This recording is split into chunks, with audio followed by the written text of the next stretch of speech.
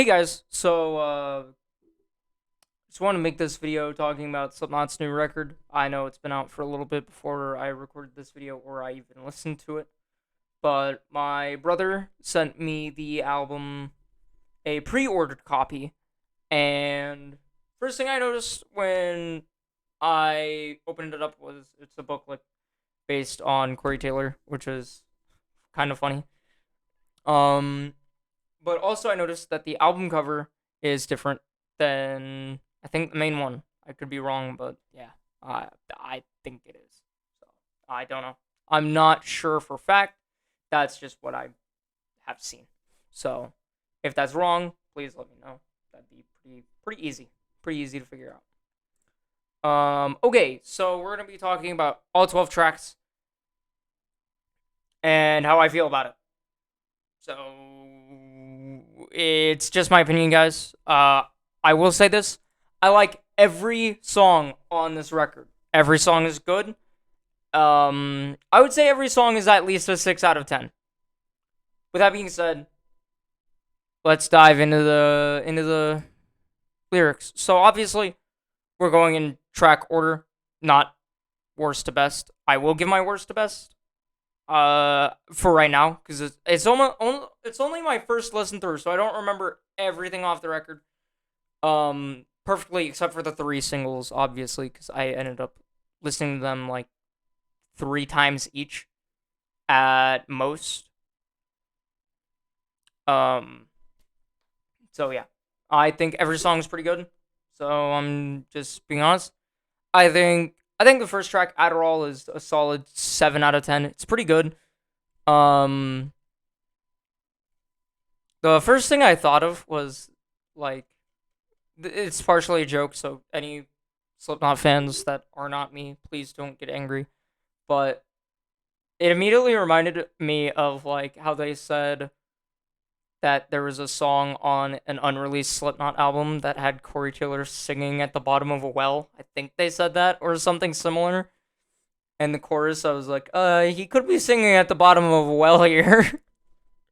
So, I'm just saying that's a joke that I have. If that's actually what it is, cool. I think it's a good song. It's pretty good.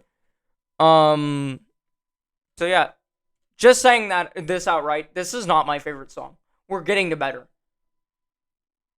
Like there's better than this. It's a good track. There's obviously worse on the record because I said that they're all at least a 6 out of 10. We're getting there. Okay. So Adderall is pretty good. Um I would say out of the entire record, it holds up pretty strong. It's one of the stronger songs on the record. By the way, I consider 7 out of 10 a good. So anything less than that is like it's not as good, but 6 is decent, meaning it's above average, pretty much. 5 out of 10, in my opinion, is average, and we won't be talking about that anymore because, well, nothing's below a 6. So 6 out of 10 is decent. 7 out of 10 and 8 out of 10 are good. 8 out of 10 is just better. It's good better, and 9 is great. 10 out of 10 is perfection. So I've never really given a song a 10 ever. So there's a few songs that get 10s just because I don't find any problems with the track at all. Which Adderall I don't really have too many issues with. My biggest gripe is it's too short. Okay, moving on. The Dying Song. Um, I give it a solid 8 out of 10. This was my second favorite track out of the singles, so I put it really in the middle. Personally, again, same with the last track. My biggest gripe is it's not long enough. Um, I mean, if you're gonna say, oh, why was the last track not long enough? It was 5 minutes. I felt like it needed a little more. Just saying. That's just my opinion. The Dying Song is pretty good. It's a great track. It's not great. It's good. It's good better. Okay. Yeah. But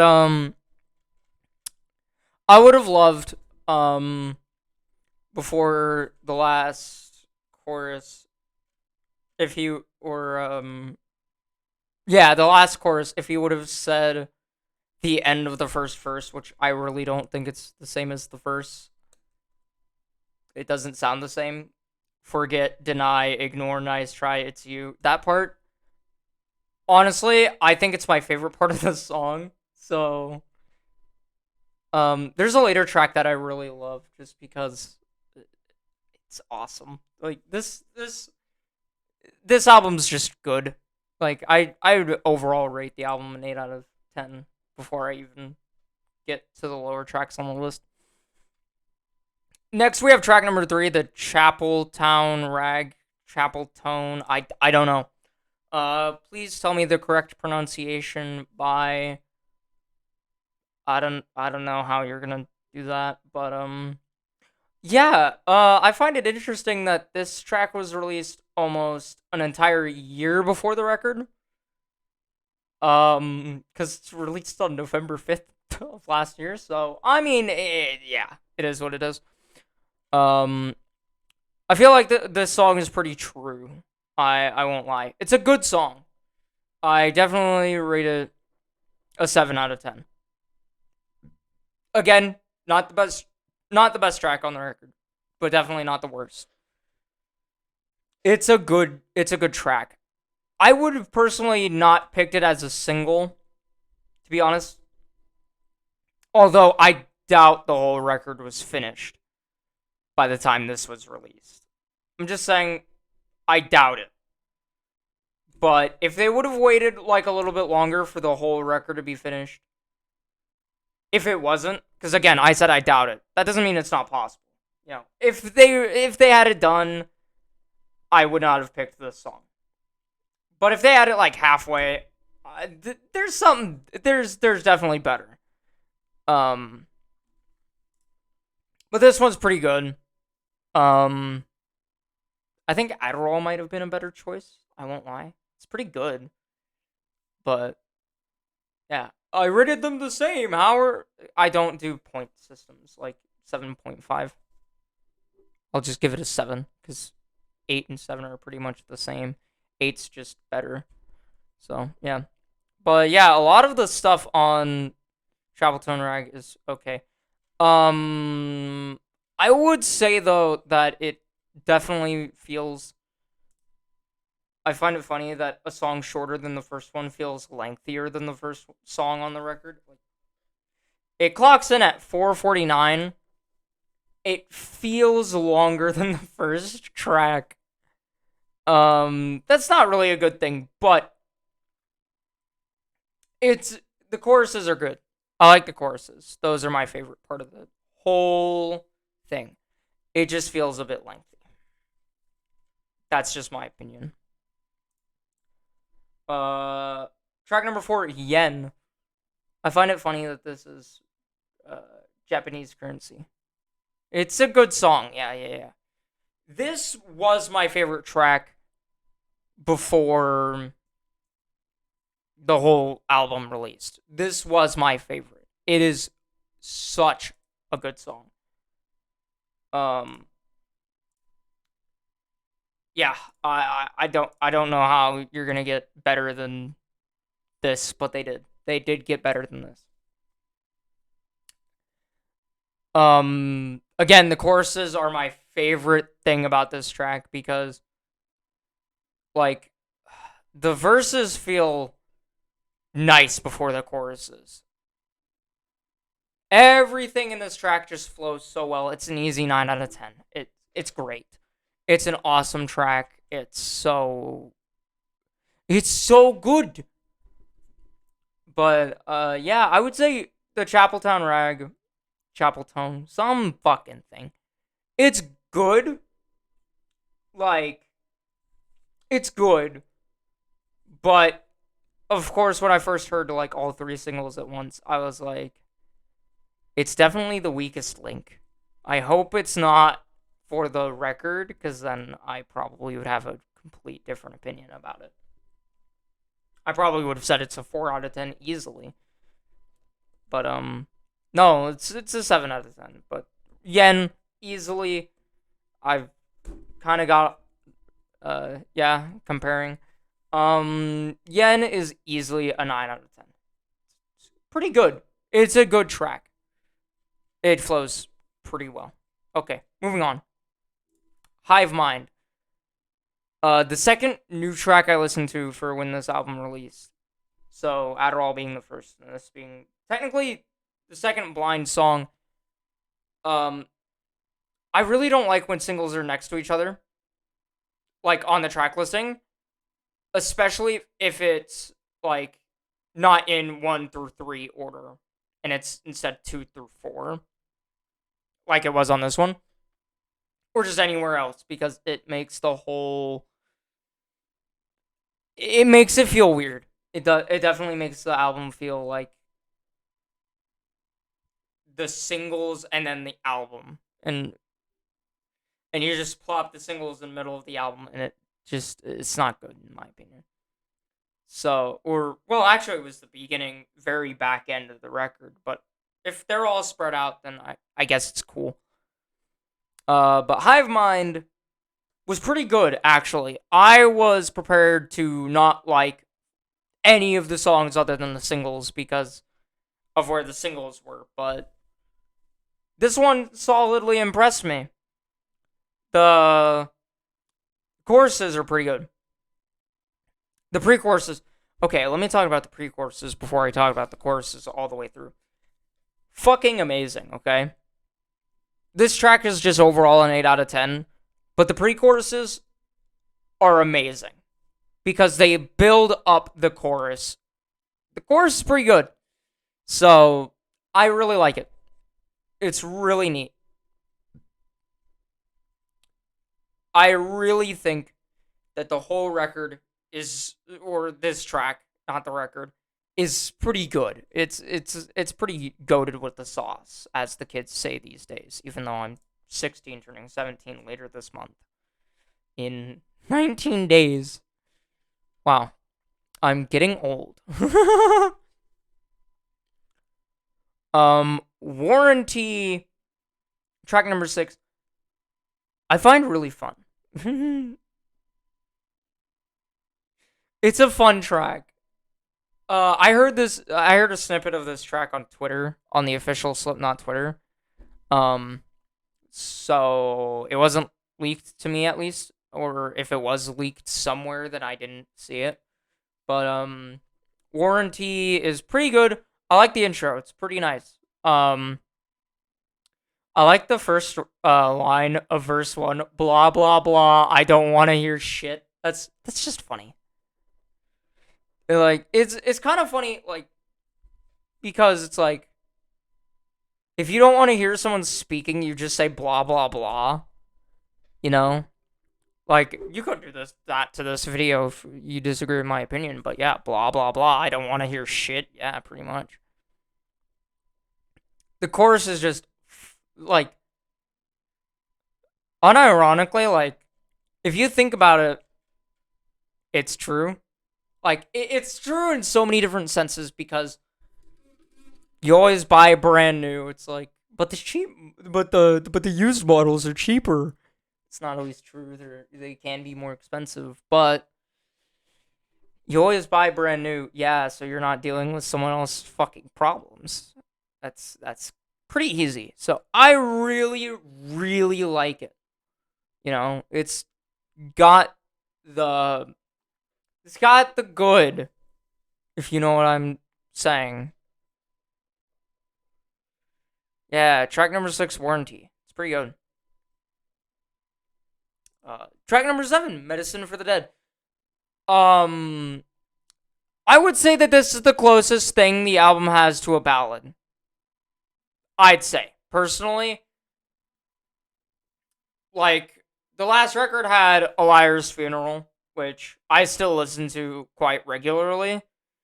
I don't usually listen outside of, like, the band I'm listening to and I'm getting into that band until like I'm done listening to the band. But I always see myself like if I'm feeling like listening to Slipknot, I always play a Liar's Funeral first. Um, but less about whole different record and more about Medicine for the Dead. Did I say my rating for Warranty? I think it was an 8 out of 10. I think I gave it an 8 out of 10, which I agree with. It's pretty good. Medicine for the Dead, overall pretty good. Um, your condition is a symptom. We'll have to give you medicine for the dead. Drink me. Okay. um, I like the first two lines of the chorus, and then drink me is just okay. Sure. I guess so. Um, that's chorus, by the way. It's pretty good. So it's a pretty good song. I like the second line of the bridge. If evil exists, then only evil can know. I don't know how true that is, but yeah, I mean, yeah. Evil has to know that it exists, right? That only makes logical sense. So,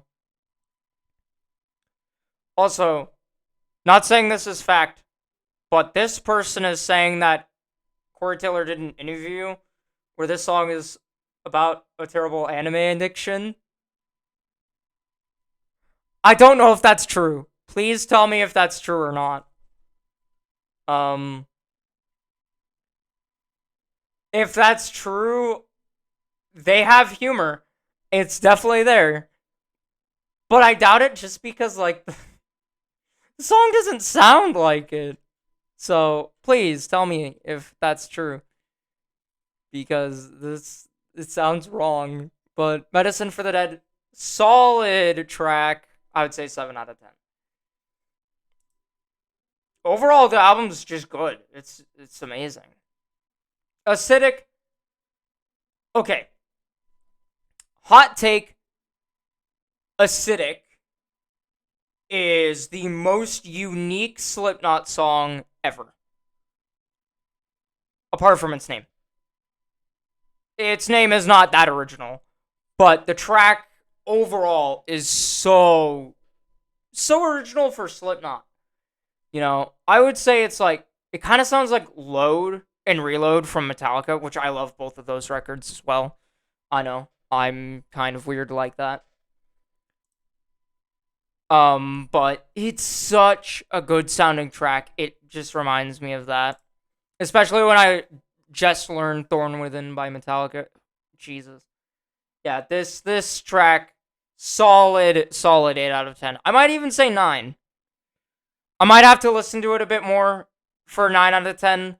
But for right now, from what I've listened to, it's solid 8. 8 out of 10. Easy. It's so original. It is very original. Apparently, it's also a quote-unquote bluesier track. So, yeah. I can definitely hear it. Heirloom. Is this the track? This might be the track where I will... yeah, actually, yeah, that's the track. This is, in my opinion, the worst track on the record, and I'm giving it a 6 out of 10. It's still decent. It's not going to be my go-to pick, at least for right now. Again, there's like other songs that I would say, nope, not my go-to pick. But if I were to pick like a go-to song, it's still, I would say, Yen or H377. But we'll talk about H377 after Heirloom because that's the next track. Heirloom is pretty good overall. I'd say it's a 6 out of 10 because it's just not, it's not the best. I would say again, if this, I'm sorry though, if this was released as a single, I would probably put it lower for the whole fact it was released as a single because it's not that good. But it's not. Luckily, we're in the universe where this was not released as a single, so you know, we weren't, at least I wasn't like, what the fuck? This is what Slipknot's new record is gonna sound like. Ew. I'm kidding, but this one's pretty good overall. It's still a decent, so it's not like the best track. But it's not the it is the worst, but it's not the worst Slipknot has ever released. God, I unironically hate that. I wish this was the worst they released. To be honest, it's still decent. Moving on, H377. This is, in my opinion, my favorite track off the record. It's got a weird first album Slipknot vibe. In a weird way, it sounds like the first record without the production of the first record, if that makes sense. Because it sounds like We Are Not Your Kind production refined a little bit with a more like first record style. It just sounds, it's beautiful. Oh, I also want to point out that there are some songs on this record that you can actually audibly hear the bass. I love that. I can only name two off the top of my head, which is Adderall and Finale, but they're pretty good.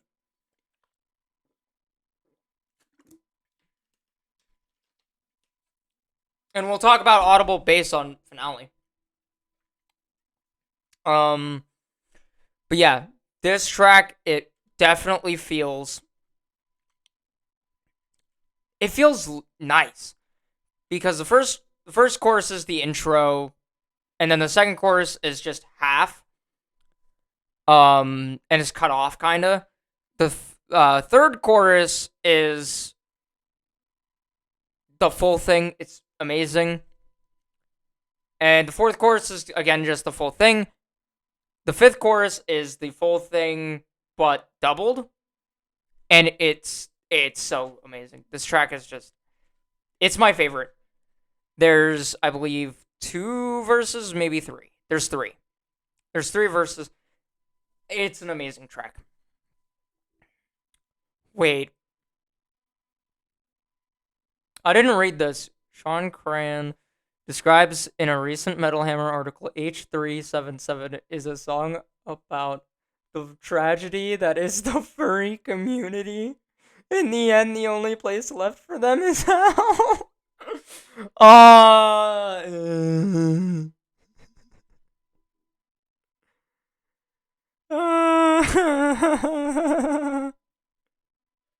I don't know if that's true. That seems a bit rude. I have many furry friends, so I don't know how they'll feel about this video. After me reading that, that is a bit rude, but fair play, guys, fair play. The next song is, I believe, pronounced Dezode. I could be wrong. But yeah. This track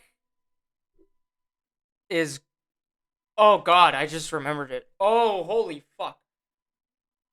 Yeah, this one's a pretty solid H377, by the way, is a solid 9 out of 10, if I didn't mention.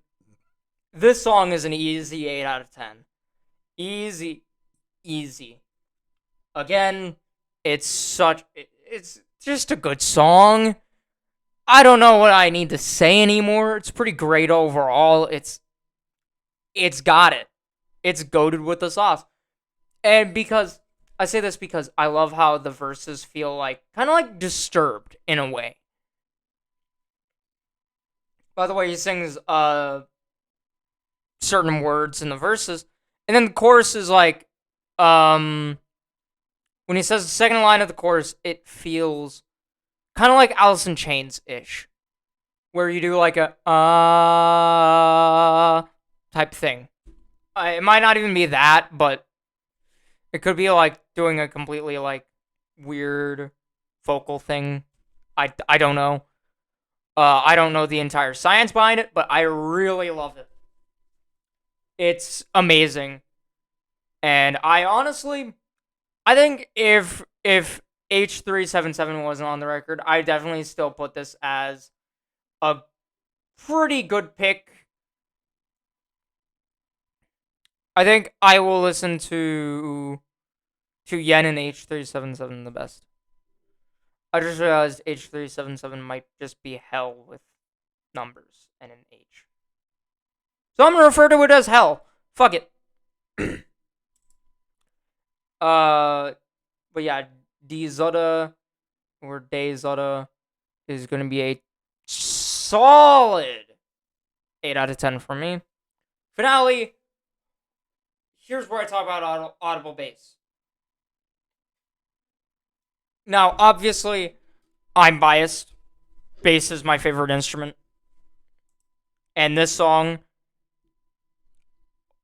it is failed, okay, with audible bass.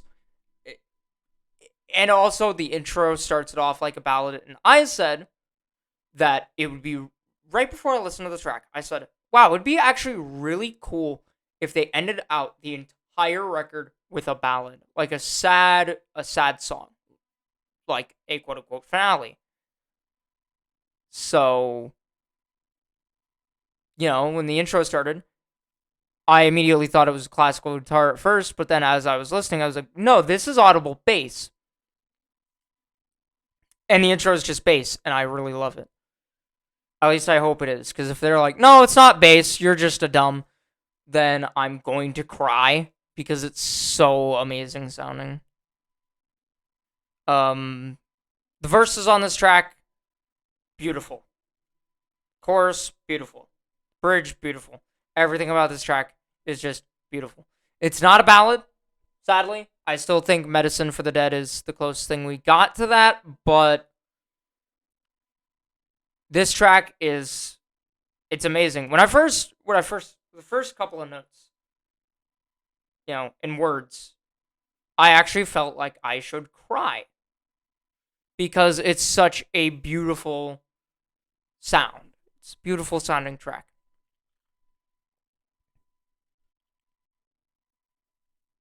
So, yeah. Just saying, I really love this record overall. It's solidly an 8 out of 10 for me. And I think with A Liar's Funeral, this would be my go-to record to listen to by Slipknot now. I definitely feel like it is definitely within my top 2 at least. I would say my first favorite... No, it's not even Iowa. It might be this one, actually. I might consider calling this my favorite record just because it has so many sounds. It's cool. Also, this track starts with an orchestra. Kinda. I don't know exactly what to call it, but it's amazing. And I love it. Definitely one of my favorite tracks off this record. I think Hell, Yen, and this track would be my go-to tracks off this record. Anyway, this is just my first listen. I may express a different opinion in the future. Maybe I won't like the Chapeltown Rag. Maybe I will not like Heirloom at all. We'll see. Anyway, hope you guys enjoyed. I'll see you next time. Bye-bye.